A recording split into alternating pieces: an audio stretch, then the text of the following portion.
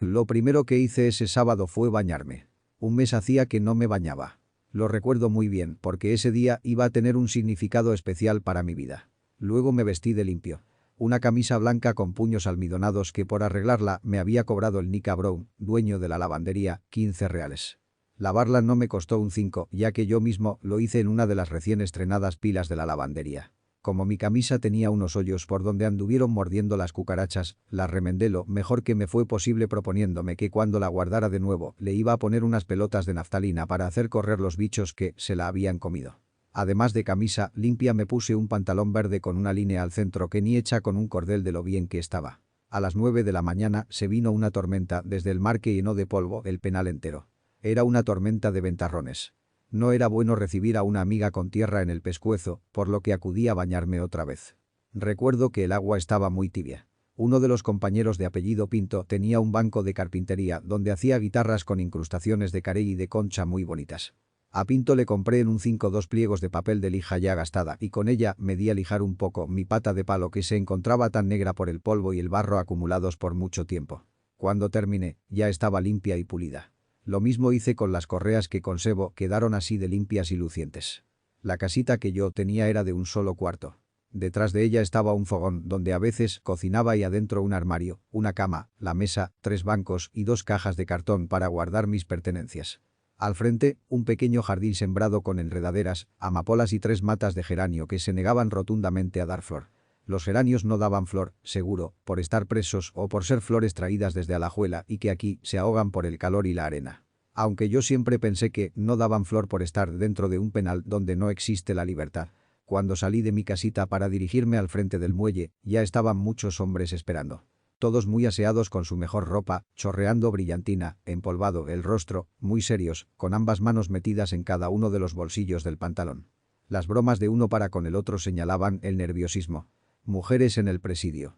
La palabra tenía para nosotros un encanto que no era fácil de resistir y de ahí que todos, jóvenes, viejos, inválidos o no, estábamos muy seguros de ser el preferido por una de las muchachas lindas que iban a venir. Se nos anunció que esa lancha cargada de mujeres iba a llegar a las 10 de la mañana. Uno que otro de buenos recursos y que habitaban su casita, hasta mataron una gallina y la tenían en el horno en espera de la visita. Porque es bueno decir, antes de que se me olvide, que por esos días también se nos permitía tener un patiecito de gallinas, uno que otro cerdo y hasta un perro. No tenía yo tanto dinero como para comprar una gallina entera, pero buscando en el fondo de mis cajas de cartón me encontré unos reales escondidos y con ellos acudí a una cocina donde un compañero hacía negocio vendiendo bocados de comida y compré 2 piernas de pollo.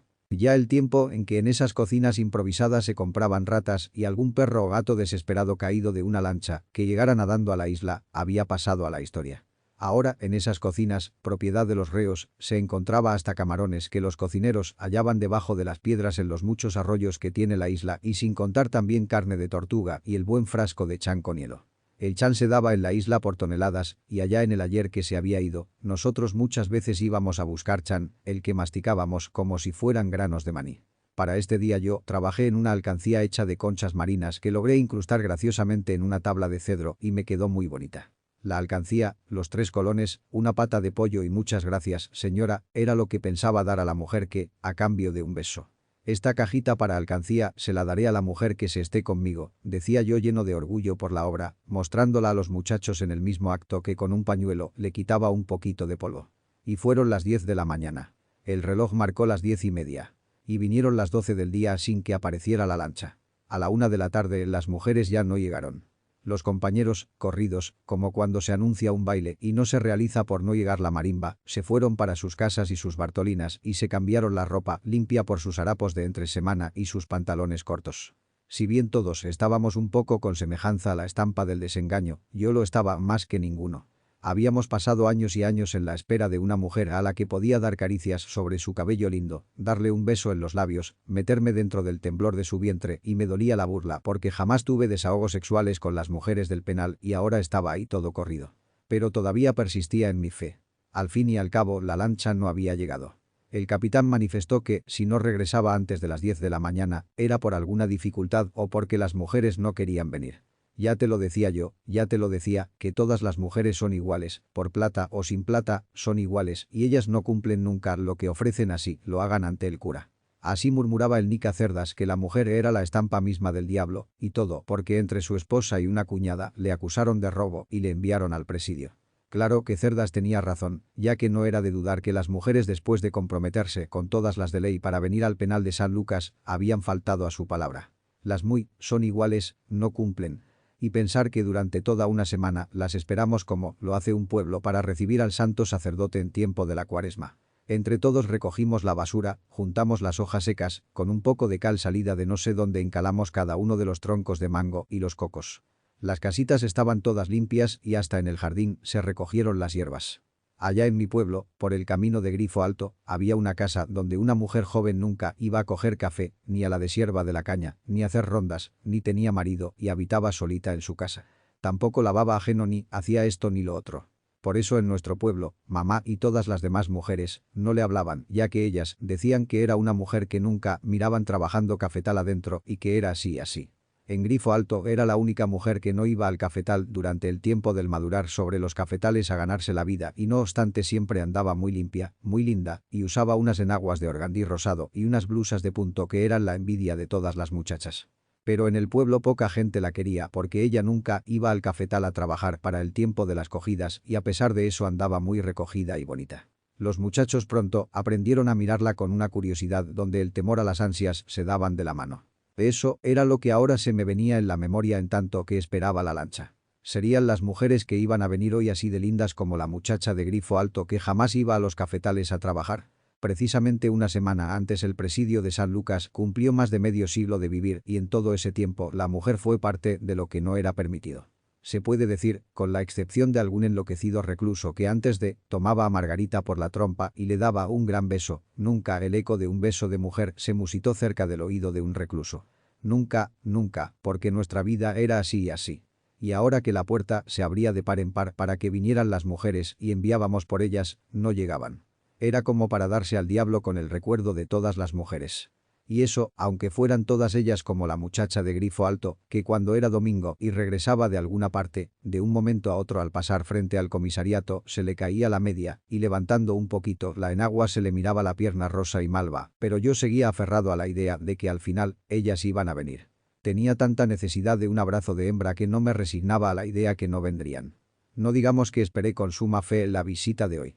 Era más de 5, de 10, de 20 años que yo venía esperando este momento.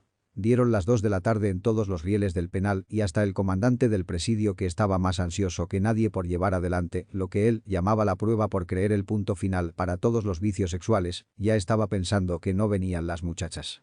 Yo seguía sentado sobre el tajamar con la pierna buena y la de palo guindando en columpio y masticando hojas de almendro.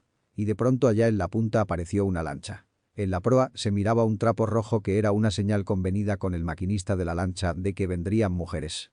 Ver el trapo rojo y sentir que el corazón se me iba a saltar de contento era todo uno. De un brinco quise avisar a todos los compañeros que se acercaba la lancha con su cargamento de mujeres. Olvidando que tenía una pata de palo, intenté salir corriendo y con tan mala suerte que caí y mi rostro chocó contra la piedra produciéndome una herida que me llenó de sangre toda la camisa blanca que tenía. Me levanté lo mejor que pude y grité a todo galillo. Llegaron las mujeres, llegan las mujeres.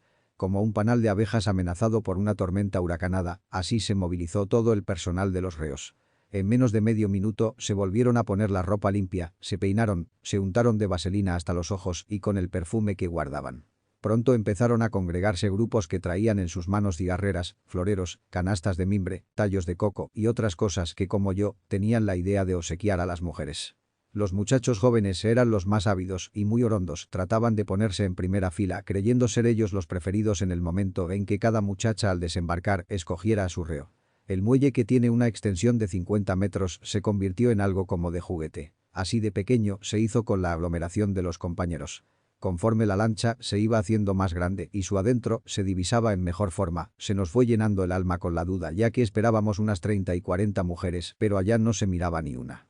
Y aunque algunos se chanceó diciendo que seguro las traían en la bodega, al igual que cuando nosotros llegamos al penal, nos enojamos de una sola vez todos ante el pensamiento de que a esas señoras las pudieron traer metidas en la bodega como cerdas cuando merecían la mejor y más buena de las atenciones. Tan buenas y tan bellas que son las mujeres, dijo uno y todos a coro asentimos porque de verdad era el único cumplido que se podía hacer a la mujer. Son tan buenas, tan lindas, tan... Pero, ¿será posible? Ya la lancha estaba cerca y no se divisaba ni una mujer. Pero, ¿será posible? De lindo, así de brillante, así de pequeño, así de mensaje, el trapo rojo que el maquinista convino en poner. No podía creer en una burla. Los compañeros empezaron a mirarme con ojos de muy poca amistad puesto que yo era quien había avisado de primero que venía una lancha cargada de mujeres y porque ninguno de ellos entendía el significado del trapo rojo. La lancha atracó. Las mujeres no venían. Entre el capitán de la lancha y el oficial de la guardia hubo una pequeña conferencia. El oficial fue en busca del comandante y cuando pasaba junto a nosotros cientos de labios le hicieron la misma pregunta. ¿Vienen las mujeres? Sí, pero al ver tantos hombres juntos se han llenado de miedo. Nos tenían miedo. De inmediato un compañero llamado Toño Meriche, que era joven y de muy buenas determinaciones, empezó a hablar. Bueno, para que las mujeres no se asusten, todo el que tenga cara de criminal, que no se deje ver. La idea fue aceptada por todos de una vez y aunque las caras siniestras abundaban, ninguno de nosotros creyó que eso de que tenía cara de criminal era con él y debía esconderse. Por lo que el mismo Toño fue acercándose a los grupos y al que tenía cara de miedo le decía: «Escóndete tú», y el que tenía cara de esas, la ponía peor, pero obedecía en silencio. Para mi sorpresa también Toño se acercó hasta donde yo estaba hecho solo ojos para el lugar donde se miraba la lancha y me dijo: «Rengo, salga de ahí». Yo, «¿Toño?». Le respondí con otra pregunta casi llorosa, pues me parecía imposible que yo tuviera cara de malo como para dar susto a una mujer. Me dolía mucho que me hicieran a un lado entre el grupo que era capaz de inspirar recelo a una mujer tan bonita como la muchacha de grifo alto que nunca se le había visto en las cogidas de café, ni vendiendo cosas, ni trabajando en los arrozales de la bajura y que siempre andaba así de linda. Pero es que luces horroroso con tu nariz de gancho, esos ojos de bruto, los labios de caballo y esa pata de palo. Además que tienes la camisa llena de sangre y con tal facha no has de intentar solicitarle un beso a alguna de estas damas que hoy nos honran con su visita. Es cierto. Tenía la camisa manchada de sangre, pero ya lo había olvidado, aunque las otras cosas sobre mi aspecto físico sí me ofendieron y dejé para otro día el reclamarle sus palabras sobre mi boca, mi nariz, mis ojos de bruto como había dicho. 30 hombres fuimos apartados. No dejó de parecerme injusto que se me separara precisamente a mí por tener facha de un torvo criminal cuando en verdad era yo un hombre honrado e inocente del crimen por el que se me sentenció a toda una vida de presidio. Pero no pasó mucho rato sin que nos enteráramos de que algo raro había pasado en Punta Arenas con las mujeres. En el último momento, y ya en la lancha, tuvieron miedo y se salieron todas juntas. Se corrió el rumor de que los hombres del presidio éramos capaces de comernos a una mujer con todo y ropa, pedazo a pedazo. Y que todos éramos un rosario de hombres perversos, y el dinero que, les decían, se iban a ganar, era una broma, puesto que aquí existían ladrones con capacidad de quitarles el calzón sin tocarles una sola de las piernas y además agregaron tantas cosas que el capitán de la lancha las dejó de pronto salir cuando se lo pidieron. Pero hubo una mujer que sí quiso venir y era la que estaba en la lancha, y por ella lucía el trapo rojo. Pero al momento de llegar al presidio le dio miedo ver tantos hombres juntos. Aunque es cruel que yo lo diga ahora, era una mujer que al mirarla parecía un poquito mejor que Margarita. El mismo comandante del penal la sacó de la lancha y como si fuera un gran personaje, la condujo de la mano hasta la oficina del personal donde la invitó a tomar café y habló con ella diciendo que no tuviera miedo ya que sus muchachos eran hombres buenos, pacientes, regenerados. Conforme la mujer iba subiendo y pasaba frente a nosotros con los ojos pegados al pedregal de la entrada, nos quedamos como clavados en la orilla y nadie le decía una palabra. «Pero eso no es una mujer», decía un compañero con un gesto de extrañeza que todos asentimos. Pero así y todo el comandante le trató como a una reina. Y de verdad que en esos momentos esa mujer tenía un gran significado para el sistema penitenciario de Costa Rica. De ella dependía el experimento que al principio levantó olas de protesta pero que después la misma sociedad fue mirando como uno de los más grandes adelantos en la terapia carcelaria y muy pronto se iba a poner en práctica en todos los penales del país. Nosotros estábamos un poco decepcionados. La mujer que al final de cuentas vino a relacionarse con nosotros era una y en el penal habíamos. No era bonita. Era, el señor me lo perdone por contarlo así hoy. Era una hembra horrorosa hasta el espanto. Tenía el cuerpo regordete y flácido, muy bajo. 3 dientes en la boca era todo lo que tenía, los que desfondaban hasta dentro como un chayote, y cada uno de sus senos le caía hasta debajo del ombligo. Era horrible, pero era una mujer. En otras palabras. Cuando de regreso de la comandancia ella posó los ojos sobre el grupo y sus labios hicieron una mueca de sonrisa con un dejo amargo, todos juntos respondimos con una risa que partía de oreja a oreja y convencidos de que era a mí al que ella miró y ha sonreído. Es como si nos estuviera mirando una reina de belleza con 20 años de edad. Y más noticias. La mujer se llamaba Juanita y aceptó en primera instancia el recibir 50 reos, aunque después elevó la cifra a los 100. Se fue al cuarto propiedad de un compañero y se metió en él. Fuera de la puerta se hizo una cola interminable de hombres y los recibió a todos, hora tras hora, hasta consumar la cifra de los 100 y entonces dijo que estaba muy cansada y no recibía ni uno más. Era como las 9 de la noche. Juro que así como, lo digo así es, y que no recibió uno más de los 100 reos. Uno tras de otro sin descansar fueron pagando 3 colones. Otros dejaban además sus regalos y todos salían muy contentos y agradecidos con la experiencia. Cerca de su cama le fueron dejando polveras de concha nácar, peces disecados, collares de flores secas y en fin la suma de cosas que tenían preparadas para las mujeres que nos venían a visitar. Yo me quedé sin turno. Cuando tenía como 2 horas de correr poco a poco con la fila, me salí un momento para descansar la pierna y después ya me fue imposible tomar el mismo campo que me quedaba como a 10 lugares de la entrada, y como insistiera, un nica me amenazó con romperme la nariz. De modo que me senté en una piedra a ver entrar la gente curiosa y verle salir con una sonrisa de malicia entre los labios. De esa noche no podía dormir y me fui a sentar bajo de un almendro que estaba frente a mi casita. Era una noche con estrellas tantas como peces sobre el mar. Al rato vi cómo la mujer, Juanita, salía del cuarto donde estaba hospedada y se sentaba sobre una piedra. Parecía meditabunda y miraba de tanto en tanto a su alrededor como buscando algo. Allá dentro del perímetro de seguridad donde vivían los reos en observación, el ronda pasaba con su rifle al hombro y nos lanzaba miradas llenas de curiosidad. Ella misma se acercó a donde yo estaba. Ya no tenía miedo, me dijo dándome las buenas noches. Yo era el único que estaba ahí, pues todos se habían ido para sus casas o pabellones y me explicó que teniendo mucho calor en el cuarto había salido a buscar un poco de aire fresco, pues también padecía asma. Cuando la mujer se acercó a mí sentí de repente como cuando tenía 13 años. Su voz sonó extrañamente dulce, como que era la primera mujer que en los 1000 años pasados dentro del penal se acercaba para hablar conmigo, solamente conmigo. Viendo a esa mujer así, en la noche, tan cerca de mí, ni siquiera me pareció fea. Es hasta un poco bonita, me dije. Buenas noches, señora. Juanita, me llamo Juanita. Y yo Jacinto, y desde ese momento se sentó a la par mía y aunque usted no lo crea, en el mismo banco donde yo estaba. Y aunque usted lo crea menos, me tomó una de las manos y aunque usted sea incapaz de creerlo, Juanita, ella, la mujer, me dijo que le gustaría mucho hablar conmigo porque no tenía sueño. Sí, aunque a usted le parezca mentira y no lo crea, ella me dijo así en estas mismas palabras con que se lo estoy contando. Mirándola atentamente casi adivinaba su cuerpo de mujer y toda mi sangre hervía. Hasta tenía anhelos, muchos, de ponerle estos 2 dedos sobre una de sus pantorrillas, pero no lo hice. ¿Sabe por qué no lo hice? Porque me dio un poco de miedo que me diera una bofetada. Olía a mujer y el olor a mujer es un olor que casi había olvidado por muchos y muchos años.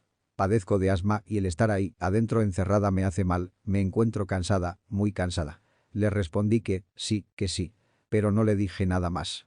Ardía en deseos de decirle que deseaba estar con ella y me permitiera acompañarla al cuarto, pero las palabras se me atoraban en la garganta. ¿Cómo decirle que se fuera conmigo para la cama? Jamás le había pagado a una mujer. Solamente una mujer se había dormido entre mis brazos en toda mi vida y fue María Reina. Sobre este punto de Juanita yo tenía pensado lo que iba a hacer cuando caminaba lentamente en la fila de espera. Le daría los 3 colones de mi caja alcancía y luego abriéndome la bragueta sin decirle más nada sería mía. Los que iban saliendo contaban que ella estaba desnuda tirada sobre la cama y sin un trapo encima. Pero ahora esta mujer tan cerca de mí estaba vestida y no encontraba palabras como para invitarla a ir al cuarto. Al final de largos minutos en que no pronunciamos palabras le pregunté. ¿Tiene hambre, Juanita? Sí, un poco. Entonces me fui para el cuarto, saqué de una lata el pedazo de pollo que me costó 6 reales y dándoselo le dije. Aquí tiene, que pase buenas noches, señora. Ella tomó mi obsequio entre sus manos y no me respondió nada, sino que lo empezó a morder. Yo di la vuelta y regresé a mi casa en donde pasé largas horas pensando las palabras de la mujer. Al día siguiente, les conté a los compañeros que hablé a solas con Juanita y que me saludó y hasta había comido conmigo, pero ellos se rieron y me dijeron que yo era un gran mentiroso. Pero todo lo que he dicho es cierto. Que se muera usted si no es verdad todo lo que he contado. La semana entrante, cuando el día sábado se asomó por entre las rendijas de mi cuarto, fue un esperar igual. El director nos dijo que ahora sí era verdad que vendrían como 50 mujeres y todo iba a ser mejor. Cuando Juanita regresó a Punta Arenas y sus compañeras escucharon de sus labios cómo eran los reos y al verla con tanto dinero y regalos, se les abrieron los ojos y comprendieron que hasta sería un buen negocio venir a la isla. En el momento del desembarco de la lancha y ver tantas mujeres, nuestros ojos no daban suficiente crédito a lo que miraban. Eran muchas, muchas, como más de 40. Lucían vestidos bonitos y muy perfumados. Otras aún mostraban la huella de una mala noche de farra y hasta estaban olorosas a aguardiente. Unas eran sumamente jóvenes, entre los 15 y 20 años. En el primer momento se mostraron ariscas, con un tantillo de miedo. Y creo que en verdad todas eran muy bonitas, sí, muy bonitas. Juanita fue la única que se quedó ahí, sin encontrar pareja ya que nadie le hizo caso. Era una mujer muy fea y ese día venía más horrible que nunca puesto que según decía, pasó los últimos 3 días con un ataque de asma. Ella misma demostraba gran enojo para con sus compañeras que les había hablado de esta mina y ahora la dejaban sin oportunidad para, bueno, y con tanta mujer que venía, ¿quién se iba a fijar en Juanita? Pero la invité a irse conmigo y así pasó en mi casa todo el día sábado y el domingo, regresando a Punta Arenas el lunes por la mañana. Me contó parte de su vida. Que cuando tenía 13 años un compañero de escuela la violó y luego se convirtió en la mujer de todos los compañeros hasta que al final se le fue haciendo vicio. Ella sabía leer y escribir, ya tenía un punto de superioridad sobre mí y por eso la empecé a mirar con más respeto.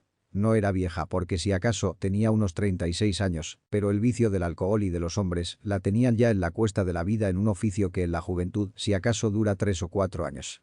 Cada hombre que pasó por su vida la fue haciendo un poquito así como estaba. 3 veces intentó honrarse con un hombre. Uno de ellos se la llevó a un rancho para hacer vida de hogar con él a pesar de que no lo quería, pero el vicio la volvió a jalar del cabello para sumirla de nuevo en la cloaca de la prostitución. Los bailes, la prángana, las farras, tenían para ella en tanto que fue joven, un encanto especial. La vida de alcantarilla le brindó de todo hasta una que otra vez la famosa enfermedad venérea. Contaba que cuando joven era muy bonita, algo que yo, mirándola bien, dudaba que fuera la verdad. En los próximos meses la visita de las mujeres se fue reglamentando. Y desde entonces también fue permitido que ingresaran a vernos nuestros padres, familiares o amigos. Y San Lucas dejó de ser la isla de los hombres solos. Juanita ya tomó como costumbre el hacer una visita cada semana. Allá en el puerto era la mujer de todos, pero aquí pronto se empezó a distinguir por su devoción para con mi persona. Me lavaba la ropa y ella misma la planchaba trayéndola los días de visita muy bien presentada en una bolsa de papel. Estaba muy contenta. Yo estaba también contento. Un día dijo: si yo pudiera tener un hijo. Que si lo pudieras tener, entonces dejaría esta vida.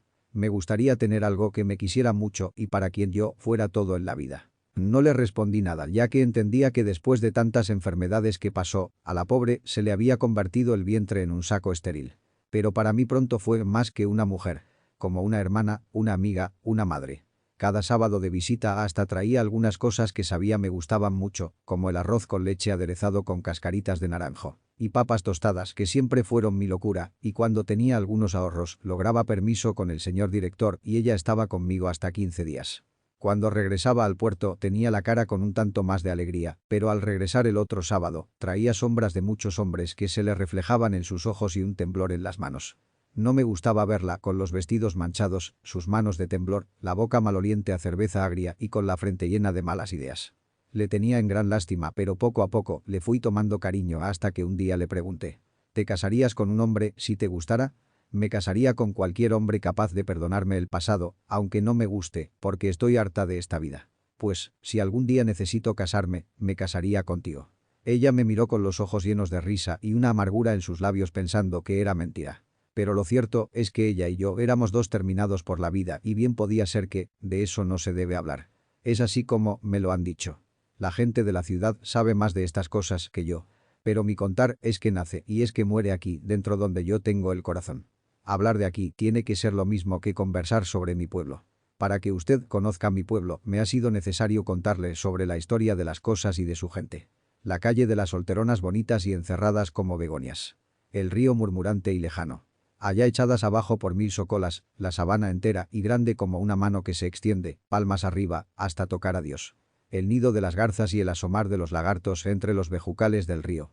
Y en cada esquina de mi pueblo algo como del eco de una marimba que canta o como el silbar de todos los pájaros que gritan con el asomar de la mañana. Mi pueblo es lindo. Para que usted se entere le he ido contando las cosas poco a poco, una a una. En cambio este es un lugar hecho con el sobro de la vida.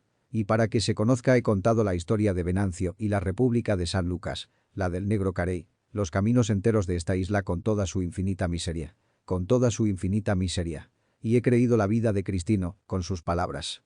La vida de Juanita y sus palabras dicen más que 100 páginas escritas, ya que en su oportunidad esas palabras tenían sed de justicia y venían adobadas con el amargo entero que la tristeza puede dar. Así pienso que la historia de cada vida es la misma historia del presidio en los largos años de angustia que hemos pasado en él. Es necesario que le hable a usted de Estrujildo. Sería necesario que le hable a usted de muchos hombres más. Pero deseo que la clase de persona que era Estrujildo Mora no la confunda con ninguna otra clase de recluso.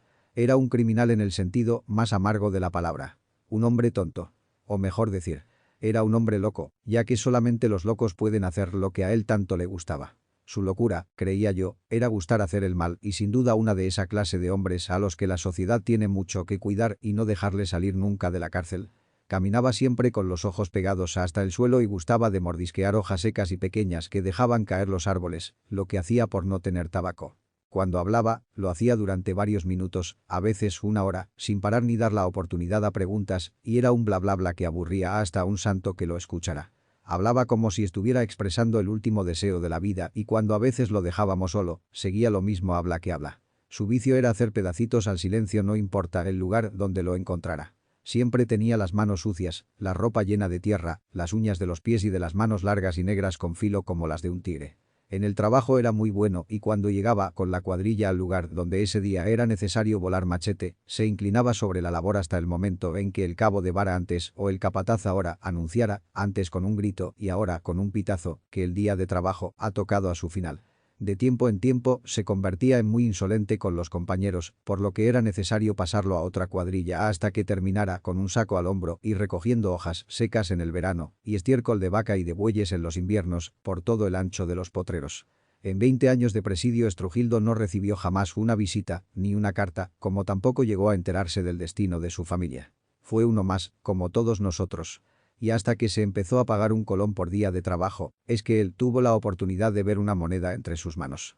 Se puede decir con mucho de cierto que Estrujildo, como tantos de nosotros, pasó 14 años sin tocar una moneda de 25 céntimos en sus manos. Vestía una camisa que por delante estaba muy sucia y detrás totalmente rota. Su pantalón se le caía de remiendos hasta el día en que nos dieron uniforme azul, como ya lo he contado. Y también, como me pasó a mí, conoció el tiempo en que por toda ropa tenía un saco de gangoche arrollado al cuerpo. Sus ojos tenían el color de la tierra, como de un amarillo polvo en los veranos y negro barril en los inviernos. Este cambio de color en los ojos de Estrujildo nos llamaba siempre la atención. En la misma forma como las culebras cambian el cuero, así se iban cambiando los ojos de Estrujildo. Cuando pelarse de coco dejó de ser una ley en el penal, los cabellos le empezaron a crecer hasta tener una maraña de espinas sobre el cráneo. No miento cuando digo que de verdad daba un poco de espanto verle. Tenía una costumbre que nos hacía meditar a todos. Si trabajando le picaba un alacrán, una hormiga, una chía o le orinaba una araña pica caballo, tomaba el animalillo vivo y le colocaba cuidadosamente sobre un tronco donde se dedicaba a la paciente tarea de desmenuzarlo hasta dejarle convertido en la partícula más increíblemente pequeña que se podía, luego levantaba sus ojos y nos miraba con grandes muestras de alegría como si al descuartizar ese animal estuviera pensando especialmente en algún ser humano al que odiara. Una vez le pinchó una de esas víboras que había causado mi tragedia, pero Estrujildo, sin tomarla muy en cuenta, la partió en dos, le bebió la hiel, luego se untó un poco de saliva en la herida que le dejaron los colmillos y después la hizo trizas como lo hacía con los insectos que le picaban. La maluca que le picó era una cascabel y a otro le hubieran faltado piernas para correr hasta la enfermería a que le pusieran una inyección de las que ahora se usan, pero él en cambio siguió trabajando tranquilamente como si nada hubiera pasado. Cuando uno de los compañeros se hacía una herida con el machete, hacha o cualquier otro accidente que sufriera donde corra la sangre, de inmediato se acercaba a Estrujildo y miraba la herida detenidamente para luego echarse a reír a mandíbula llena como si le causara suma gracia el que su compañero estuviera sintiendo. Por lo anterior, supongo que la vista de la sangre le causaba alegría. Las cosas que a nosotros nos daba un gran contento como la mujer, la gritería de una vieja marimba, a él le dejaban totalmente frío.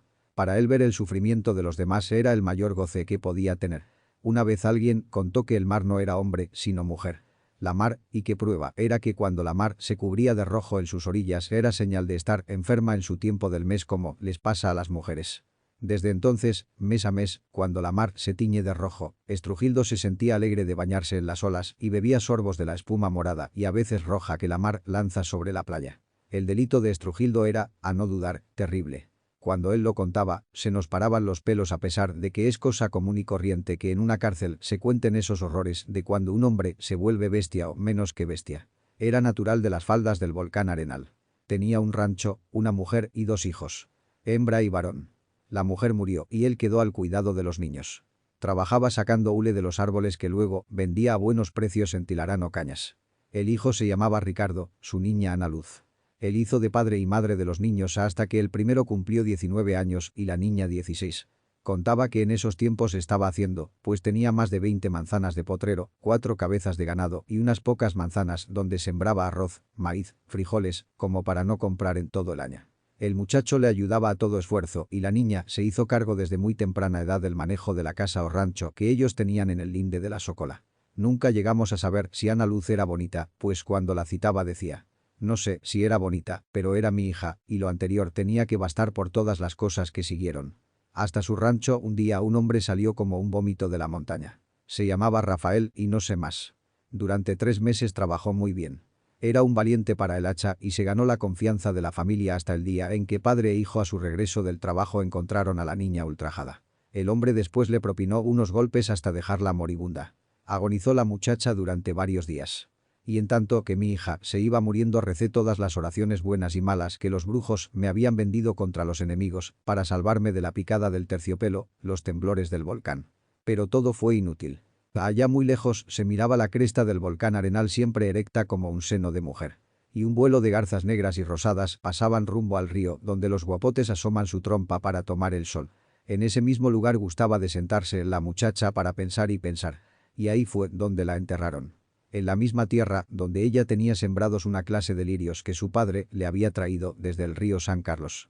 Después de un día así, tan lleno de tristeza, lo que cuenta Estrujildo es una danza terrible en pos de la venganza.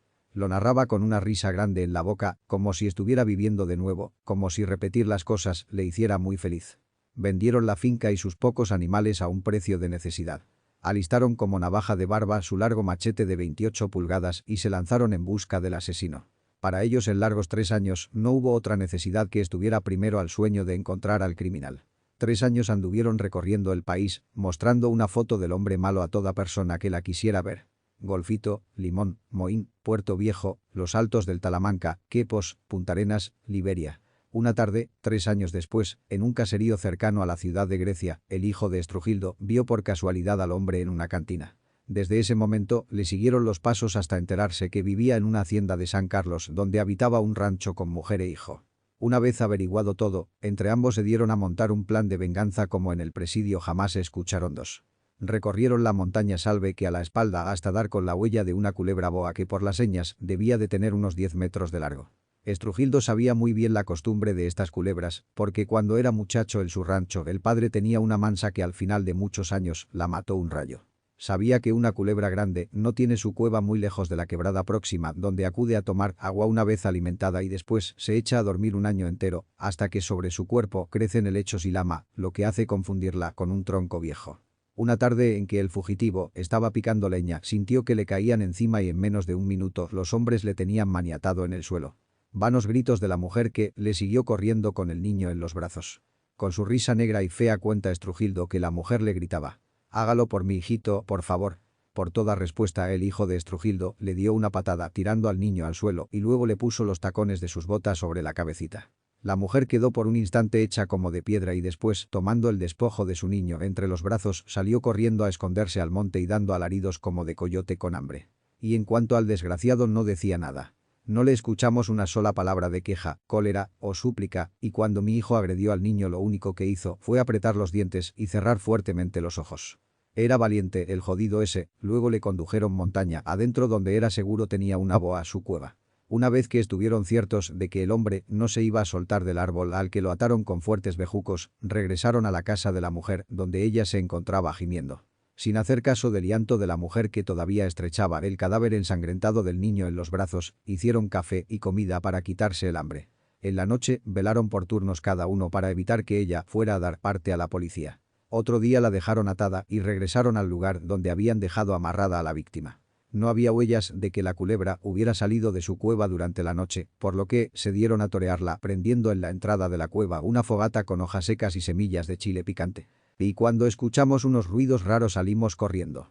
Lo demás fue fácil imaginar. Cuando otro día regresaron, se encontró el cuerpo del enemigo desmadejado, ojos y lengua de fuera, todos los huesos quebrados. Manchas de sangre las había hasta en los árboles que distaban 5 y 6 metros de distancia, lo que daba a entender que la culebra se arrolló a él y luego haciendo una sola contracción, le hizo estallar. Aquel día gocé de lo lindo e imaginé lo que pasó. La culebra salió y vio al hijo con lo que le pareció que él fue quien dio fuego a su cueva quitándole el sueño.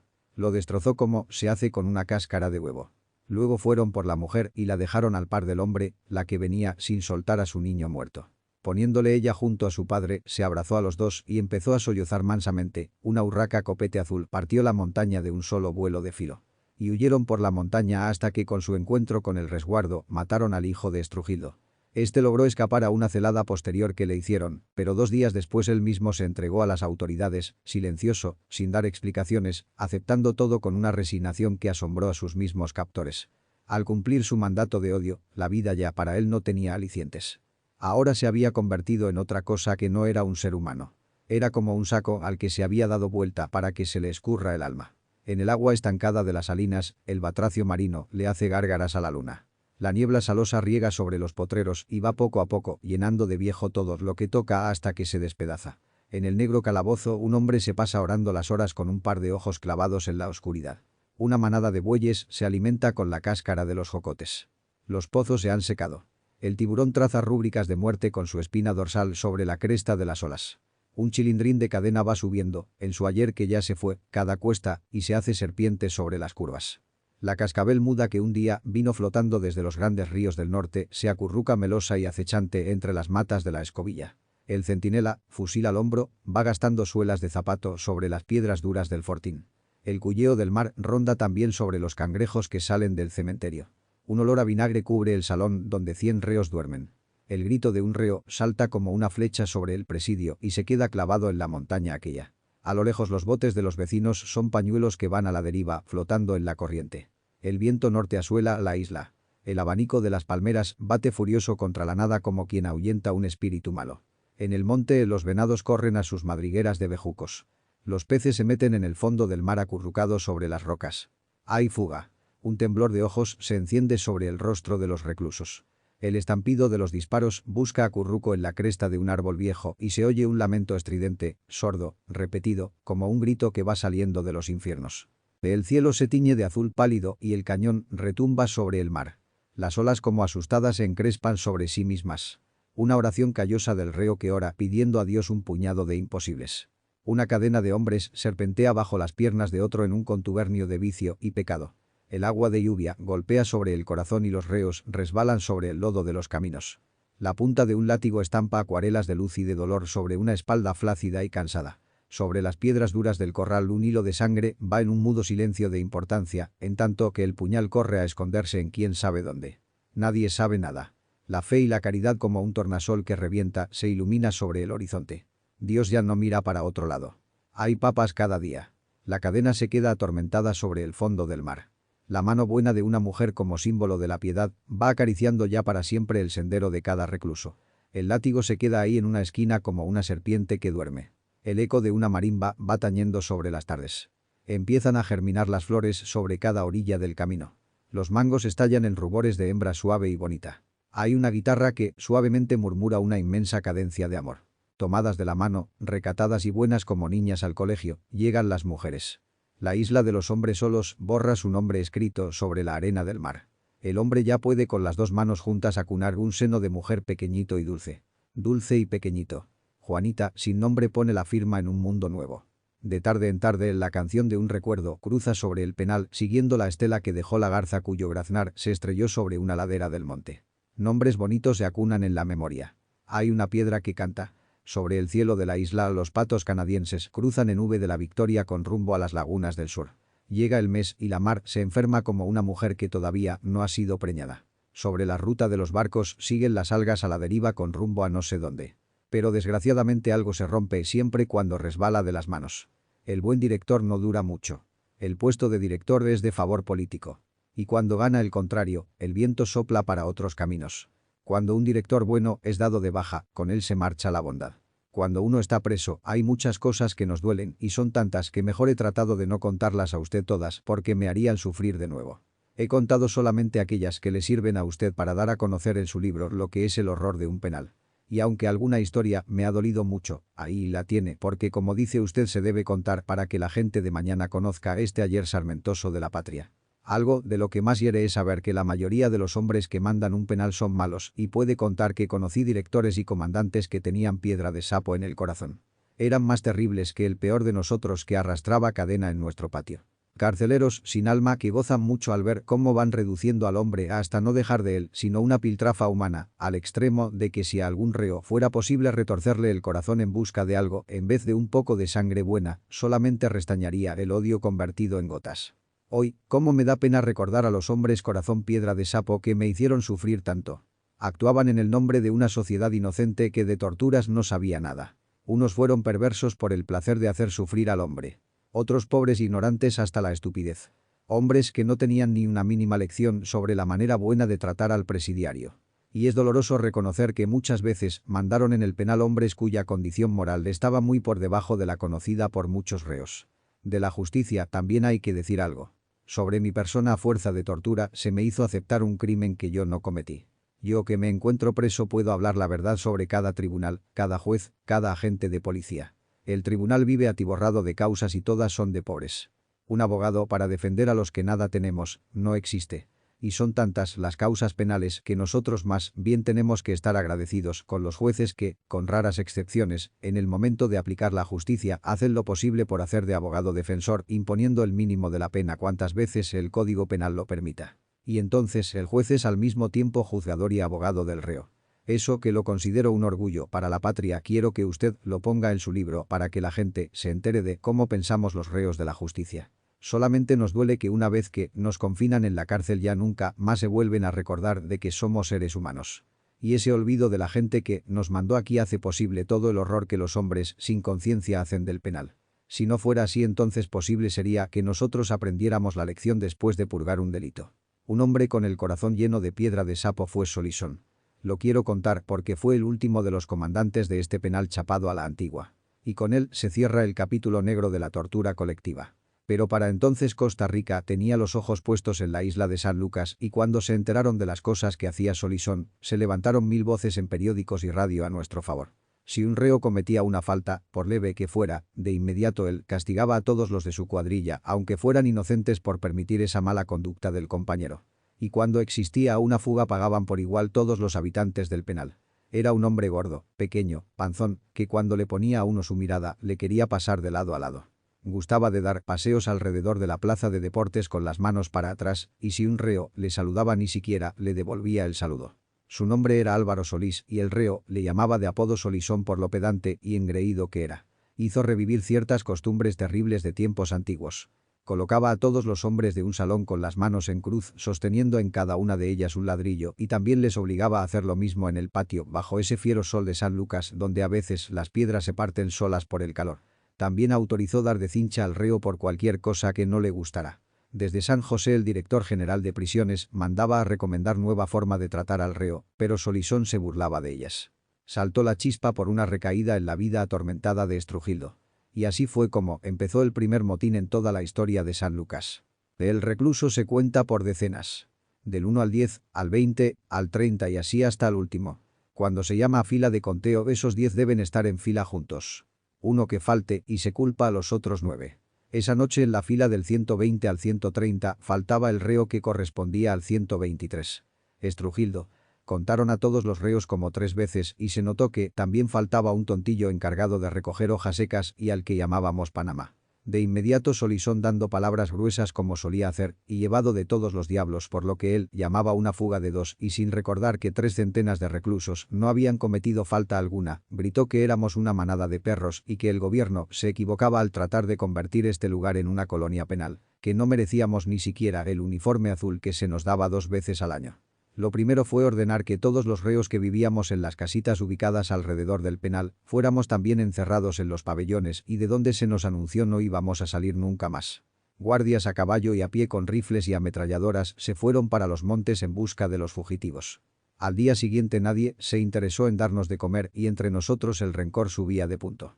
El lugar donde nos metieron, a pesar de que hacía buenos 7 años que yo lo había dejado, era el mismo de los tiempos del presidio y que hasta el día de hoy no ha cambiado.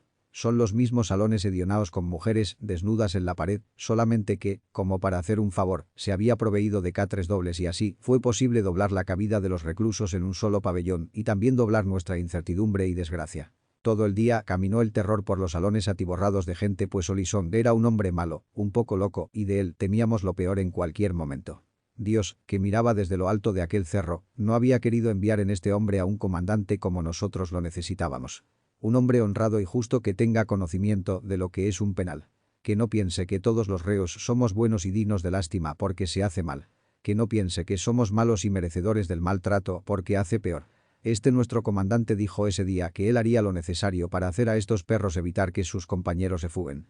Al terminar las 2 de la tarde, los guardianes regresaron con Estrujildo atado de pies y manos y detrás de él una noticia terrible. Uno de sus captores era un tenientillo nombrado Graciano Cuña que en un tiempo pasado fue reo en la penitenciaría, donde adquirió el vicio de torturar a los reos y que tenía alma de serpiente y corazón con 2 piedras de sapo.